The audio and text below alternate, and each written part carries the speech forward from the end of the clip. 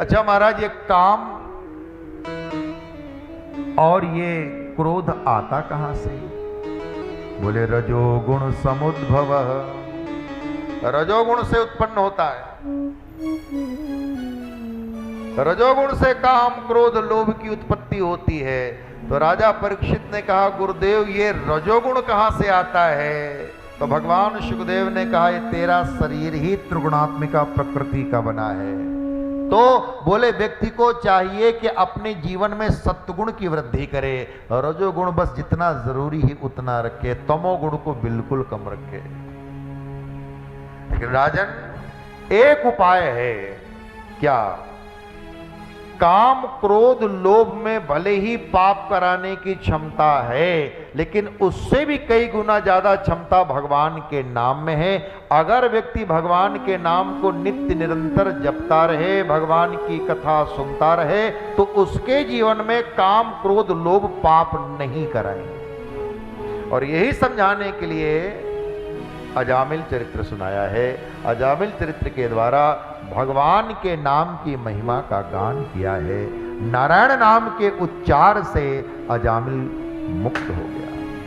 बोलिए श्रीमन्नारायण भगवान की जय। श्रीमन्नारायण नारायण नारायण, नारायण नारायण नारायण, श्रीमन्नारायण नारायण नारायण, श्रीमन्नारायण नारायण नारायण, बद्री नारायण नारायण नारायण, बद्री नारायण नारायण नारायण, सत्य नारायण नारायण नारायण, नारायण नारायण नारायण, श्रीमन्नारायण नारायण नारायण, श्रीमन्नारायण नारायण नारायण, श्रीमन्नारायण नारायण हरि बोल,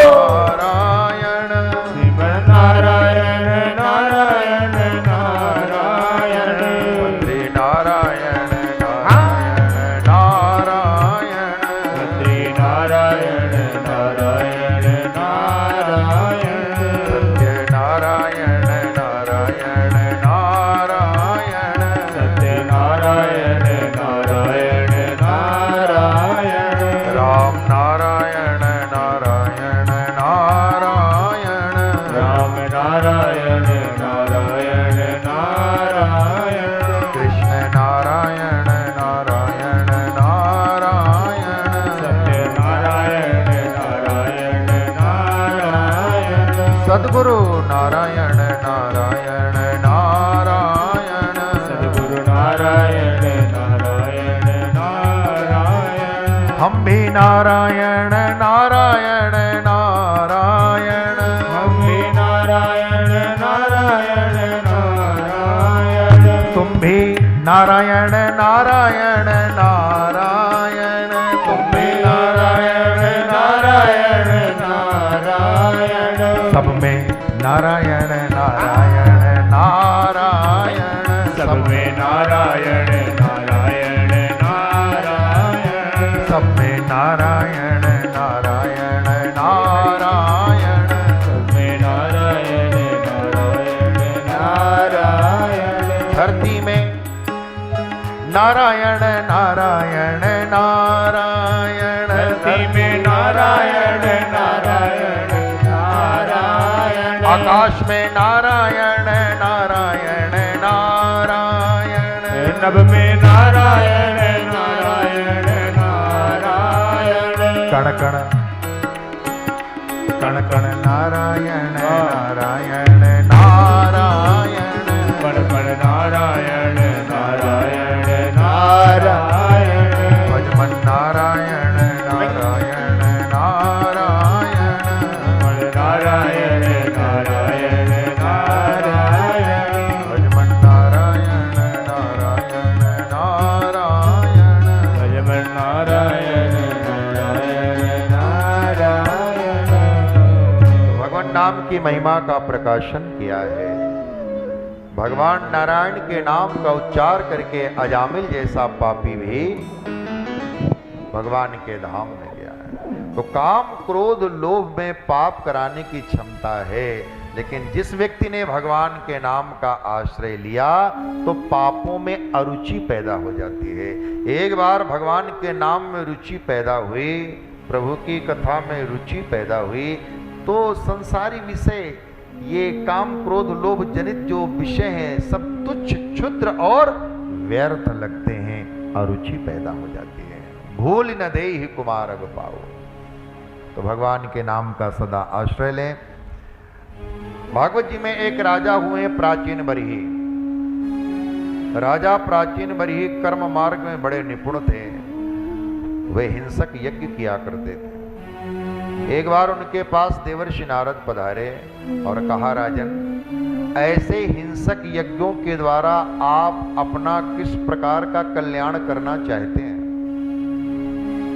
कल्याण का मतलब जानते हो, दुख की आत्यंतिक निवृत्ति और परमानंद की प्राप्ति का नाम कल्याण है।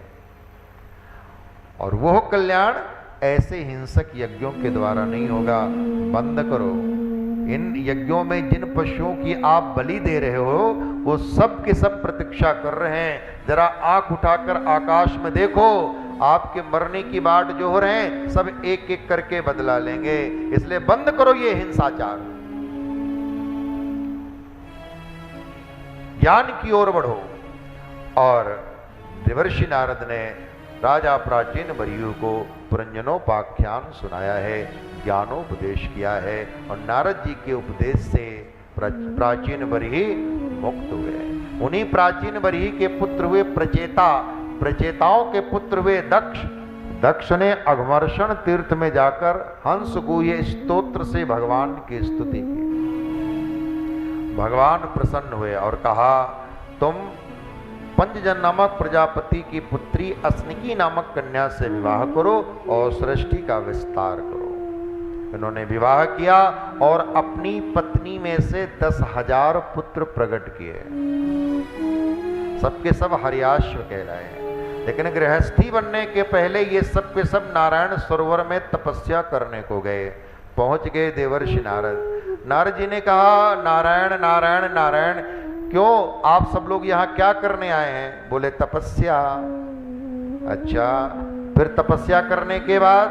बोले, शादी करेंगे, विवाह करेंगे, बच्चे होंगे। नारद जी ने कहा, नारायण नारायण नारायण नारायण, तपस्या का फल शादी है कि भगवान? अरे तपस्या करने आए हो तो भगवान की प्राप्ति करो। और नारद जी ने ऐसा ज्ञानोपदेश किया, ऐसा उपदेश किया कि 10 के 10,000 सन्यासी हो गए। दक्ष प्रजापति की आशाओं में पानी फेर दिया। इन्होंने सोच रखा था कि 10,000 बहुएं आएंगी, मेरा अच्छा लंबा चौड़ा परिवार होगा, लेकिन नारद बाबा ने सबको सन्यासी बना दिया। अब पुनः दक्ष प्रजापति ने अपनी पत्नी में से 1,000 पुत्र प्रकट किए। ये शबलाश्व कहलाए। ये भी अपने बड़े भाइयों की तरह नारायण सरोवर में तपस्या करने को गए। पहुंच गए देवर्षि नारद।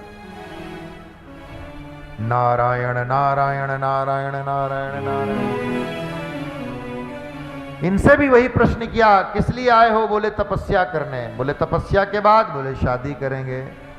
नारद जी ने कहा, आपके बड़े भाइयों ने शादी की? बोले, ना। बोले, तपस्या करने के बाद क्या करने गए? बोले, भगवान की प्राप्ति करने। तो बोले, तुम भी अपने भाइयों का अनुगमन करो, बड़े भाइयों ने जो किया वो तुम भी करो। इन सबको भी ऐसा ज्ञानोपदेश किया, ये 1,000 भी सन्यासी हो गए। बाद में दक्ष प्रजापति को पता लगा कि मेरे बच्चों को बाबा बैरागी बनाने का ठेका देवर्षि नारद ने ले रखा है, मिलने दो उसको, तंबूरे वाले बाबा को। और एक बार मुलाकात हो गई। दक्ष प्रजापति बड़े कुपित, ओ तंबूरे वाले बाबा, तुम मेरे बच्चों को बाबा बैरागी बनाते फिर रहे हो, जाओ, शाप देता हूं, तुम एक स्थान पर रुक नहीं पाओगे। नारद जी ने कहा, ये शाप कहा है? तो वरदान है। बहुत अच्छा हुआ। अब हमारे आश्रम में कोई आवे तो ही हम भागवत कथा सुनावे, ये बात ना रही। अब तो हम गांव गांव, कस्बे कस्बे, शहर शहर, नगर नगर, महानगर, सब जगह जा करके, यहां तक कि हम अपने प्यारे निजामाबाद शहर में भी जाकर के श्रीमद् भागवत की कथा लोगों को सुनाएंगे। तो हमारा काम ही है लोगों को, जीवों को भगवान की ओर मोड़ना, भगवान की ओर अभिमुख करना। अब ब्रह्मा जी के समझाने से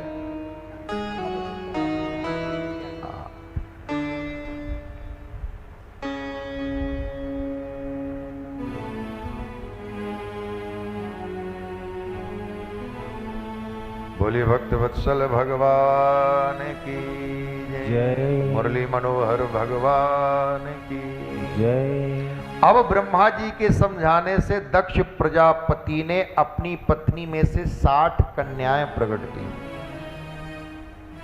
और जो काम पुत्रों से नहीं हुआ वो काम पुत्रियों ने किया। हाँ महाराज, देखो बेटा बेटी में कभी भेद नहीं करना चाहिए, हमारी संस्कृति भेद करती ही नहीं। अगर बेटा एक कुल को तारता है तो बेटी 2 कुल को तारती है। हाँ, ये हम नहीं कह रहे, भगवान शंकर कह रहे हैं, वो विदेहराज जनक कह रहे हैं, मानस में कहा है कि पुत्र एक कुल को तारता है, अपने ही कुल को तारता है, लेकिन अगर पुत्री भगवत भक्त हुई, भगवान की भक्त हुई, तो पुत्री अपने ससुराल और मायके दोनों परिवार को तार देती है।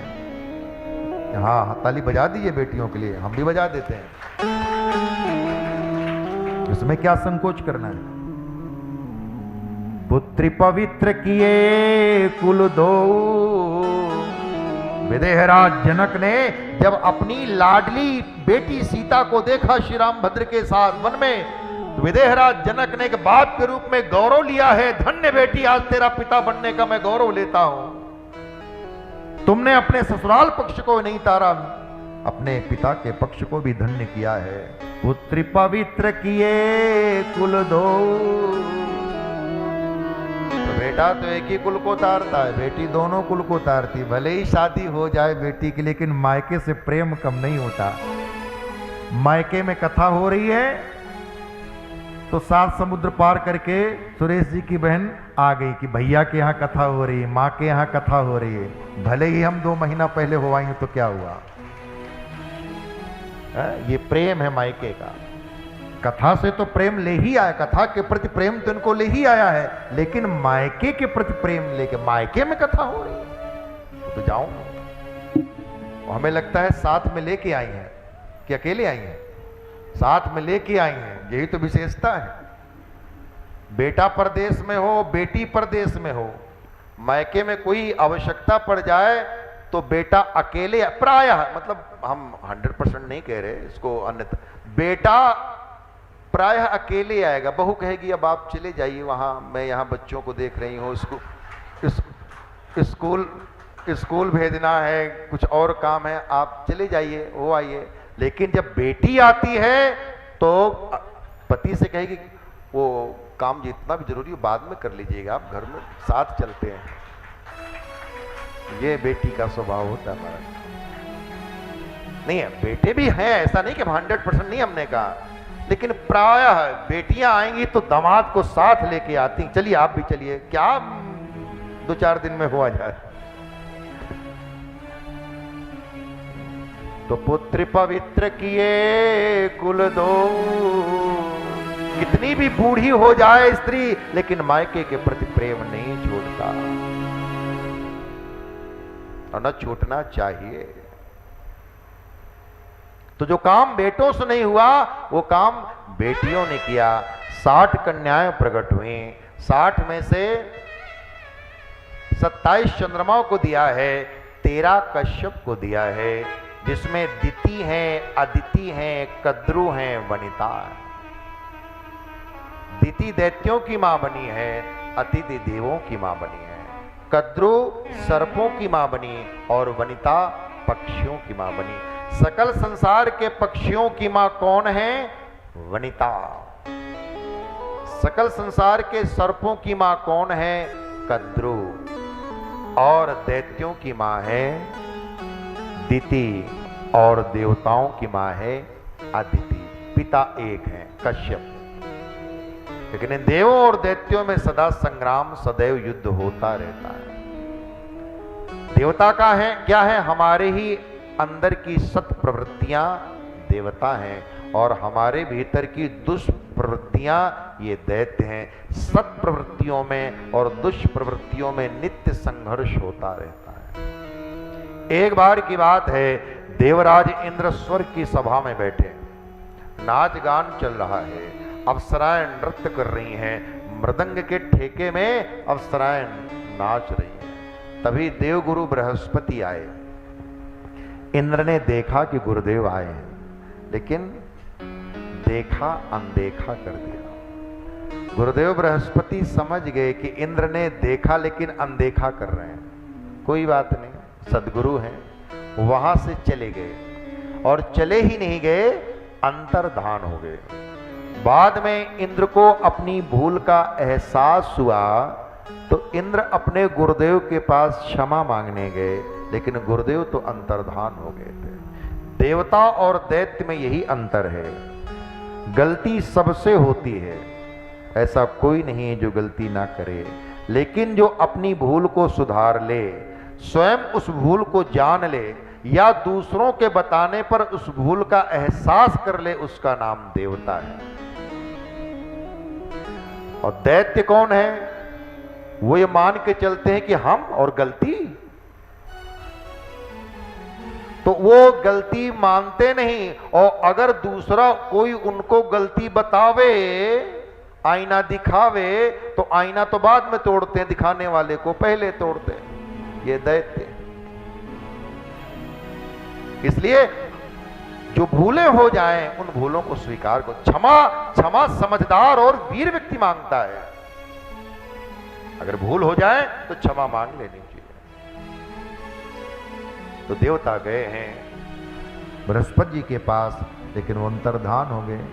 ये समाचार मिला दैत्यों के गुरु शुक्राचार्य को, और शुक्राचार्य ने दैत्यों से कहा कि इस समय आक्रमण करो, तुम्हारी विजय सुनिश्चित है।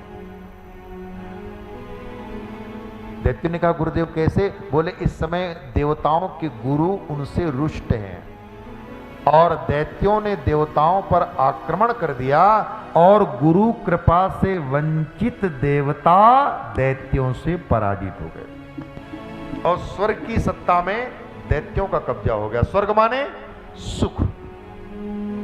सुख हमें मिलेगा भगवत कृपा से और गुरु कृपा से। जे गुरु चरण रेणु सिर धरही, ते जनु सकल विभव बस करही। देवता भागे गए भगवान के पास, प्रभु स्वर्ग की सत्ता चली गई। भगवान ने कहा चली जाएगी, आपने अपने गुरु की अवहेलना की है, सत्ता चली जाएगी, और आपके गुरु आपसे रुष्ट हैं, तो क्या उपाय है? बोले आप में एक देव हैं त्वष्टा, त्वष्टा के पुत्र हैं विश्वरूप, बड़े ही तपस्वी महात्मा हैं, उनको गुरु बनाओ। देवता आए और विश्वरूप को गुरु बनाया। यद्यपि विश्वरूप ने मना किया, लेकिन देवराज इंद्र ने विश्वरूप को मना लिया, और विश्वरूप देवताओं के गुरु बने। और विश्वरूप ने देवताओं को नारायण कवच की विद्या दी, और नारायण कवच की विद्या के प्रभाव से देवराज इंद्र ने पुनः स्वर्ग की सत्ता प्राप्त कर ली, दैत्य पराजित हो गए। ये नारायण कवच विश्वरूप ने देवताओं को दिया है। स्नान आदि करके साफ सुथरे कपड़े पहनकर पवित्र आसन पर बैठे, द्वादशाक्षर अष्टाक्षर मंत्रों के द्वारा हृदय आदि अंग न्यास करें, और घी का दीपक जला करके भगवान से प्रार्थना करें, हे हरि हर स्थान में हर समय हर प्रकार से आप मेरी रक्षा करें। जो नारायण कवच का नित्य पाठ करता है, उसके अंदर बाहर के शत्रुओं का नाश होता है, और घर में लक्ष्मी की समृद्धि की वृद्धि होती है।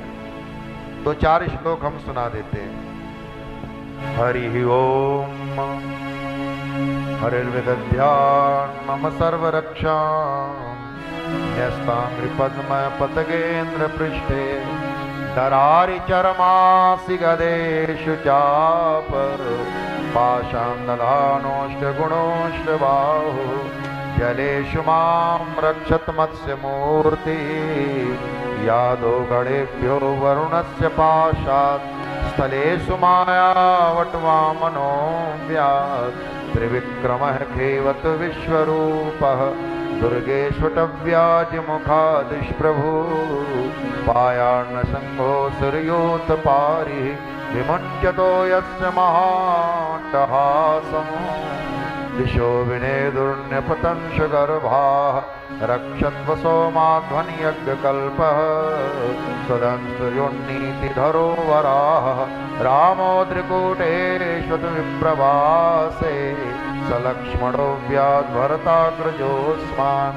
ये नारायण कवच के नित्य पाठ से आपके भीतर के शत्रु और बाहर के शत्रु परास्त होंगे, घर में लक्ष्मी की वृद्धि होगी।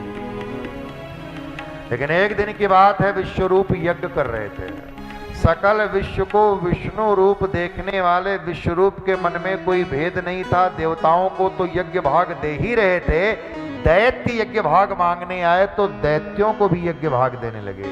यह देख इंद्र को आया गुस्सा और यज्ञ कर रहे विश्वरूप की कर दी हत्या। 3 सिर थे, तीनों काट दिए, ब्रह्म हत्या लगी इंद्र को। और उस ब्रह्म हत्या को 4 लोगों ने ग्रहण किया, या 4 लोगों ने स्वीकार किया, या फिर 4 लोगों को देवराज ने इंद्र दिया, बदले में उन 4 लोगों को वरदान दिया। वो 4 लोग कौन हैं? ब्रह्म हत्या का चतुर्थांश भाग धरती ने ग्रहण किया, चतुर्थांश भाग वृक्षों ने ग्रहण किया, चतुर्थांश भाग नदियों ने ग्रहण किया और चतुर्थांश भाग स्त्रियों ने ग्रहण किया। बदले में इन 4 ने इंद्र से वरदान प्राप्त किया है। एक भाग धरती ने ग्रहण किया, जो धरती में ऊसर दिखाई देता है, यह धरती के द्वारा इंद्र के की गई ब्रह्म हत्या का स्वीकार किया गया चतुर्थांश भाग। बदले में धरती को वरदान मिला कि तुम्हारे जहां कहीं भी गड्ढे होंगे समय आने पर अपने आप भर जाएंगे। नदियों में जो फेन दिखाई देता है वो स्वीकार किया गया चतुर्थांश भाग है। और नदियों को वरदान मिला कि बाहर से भले ही तुम सूख जाओ लेकिन तुम्हारा मूल कभी नहीं सूखेगा, ये वरदान मिला। वृक्षों में जो गोंद निकलती है, ये वृक्षों के द्वारा स्वीकार किया गया चतुर्थांश भाग है। और वृक्षों को वरदान मिला है कि तुम्हें जहां कहीं से भी काटा जाएगा वहीं से अंकुरित हो जाओगे। और स्त्रियों ने जो विशेष दिन होते हैं वो स्वीकार किया गया चतुर्थांश भाग है। और स्त्रियों को वरदान मिला है कि तुम सदैव अपने प्रियतम की प्रेम भाजिका बनी रहोगे। 4 ने स्वीकार किया, 4 ने वरदान प्राप्त किया। लेकिन विश्वरूप की हत्या के बाद विश्वरूप के पिता त्वष्टा को अच्छा नहीं लगा। एक तो मेरा बेटा गुरु बन नहीं रहा था, बना तो इंद्र ने हत्या कर दी। अब मैं इंद्र को मारने वाला ऐसा पुत्र उत्पन्न करूंगा, यज्ञ करूंगा। और त्वष्टा ने यज्ञ आरंभ किया है, लेकिन क्रोध में है, आवेश में है, मंत्रोच्चार में चूक हो गई। यज्ञ से बेटा तो हुआ लेकिन इंद्र को मारने वाला नहीं, इंद्र के हाथों मरने वाला वृत्तासुर प्रकट हुआ। और वृत्तासुर दैत्यों की सेना को साथ लेकर के इंद्र पर आक्रमण कर दिया। भयंकर युद्ध हुआ। इंद्र ने बड़ा प्रयत्न किया वृत्तासुर को मारने का, लेकिन वृत्तासुर मरा। भागे इंद्र गए भगवान के पास और कहा, प्रभु वृत्तासुर मर नहीं रहा। भगवान ने कहा, गजब के हो, बार बार भूल कर रहे हो, गुरुदेव की अवहेलना कर रहे हो, संकट में पड़ते हो, मेरे पास चले आते हो। वृत्तासुर ऐसे नहीं मरेगा। कैसे मरेगा? दधीच मुनि की अस्थियों से अस्त्र बनाया जाए, उससे वृत्तासुर की मृत्यु होगी। जाओ दधीच मुनि के पास, उनकी अस्थियों की याचना करो। सारे देवता आते हैं दधीच मुनि के पास, नैमिषारण्य में वो स्थान है। अब कैसे देवराज इंद्र कह दें कि हमको अपनी अस्थियां दे दो? दधीच मुनि ने कहा, देवगण आप लोगों के आने का प्रयोजन क्या है? तब देवताओं ने बताया दधीच मुनि ने कहा कोई बात नहीं, इस शरीर से हमें जो प्राप्त करना था हमने प्राप्त कर लिया, अब यह शरीर अगर परोपकार के लिए जा रहा है तो मुझे कोई दिक्कत नहीं। और दधीच मुनि ने अपनी अस्थियों का दान किया है और उनकी अस्थियों से 3.5 अस्त्र बने, अजगौ, सारंग, गांडीव और वज्र। सारंग है भगवान श्री राम के पास, गांडीव है अर्जुन के पास, और पिनाक यानी अजगौ जिसका भगवान श्री राम ने स्वयंवर में भंग किया, और वज्र मिला देवराज इंद्र को, और उस वज्र को लेकर देवराज इंद्र रणांगण में आए, भयंकर युद्ध हुआ।